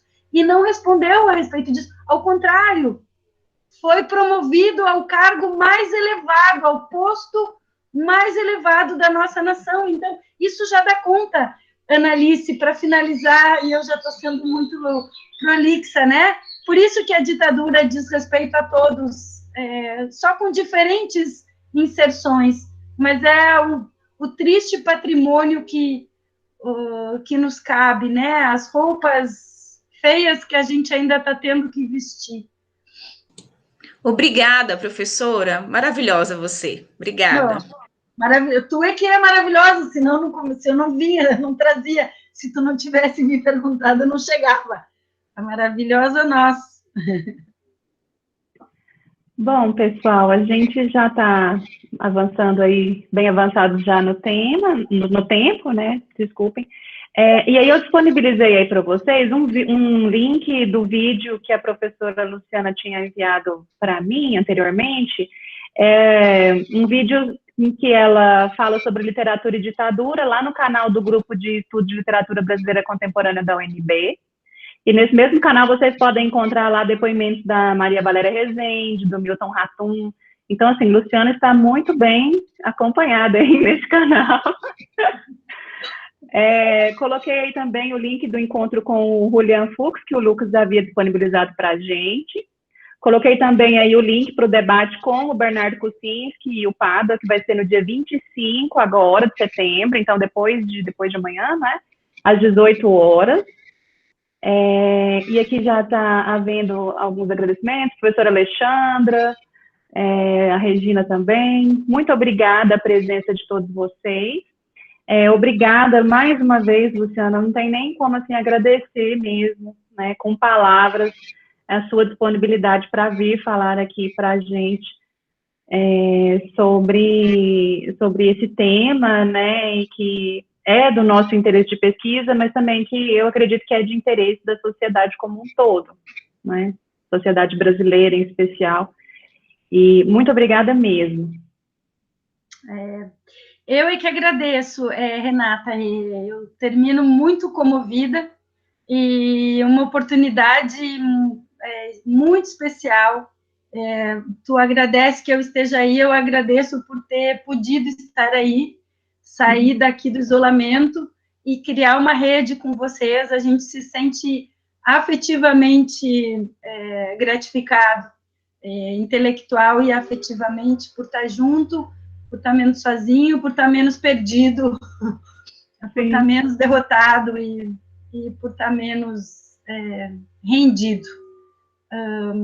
Foi lindo. Eu espero, né, ter trazido coisas para vocês pensarem.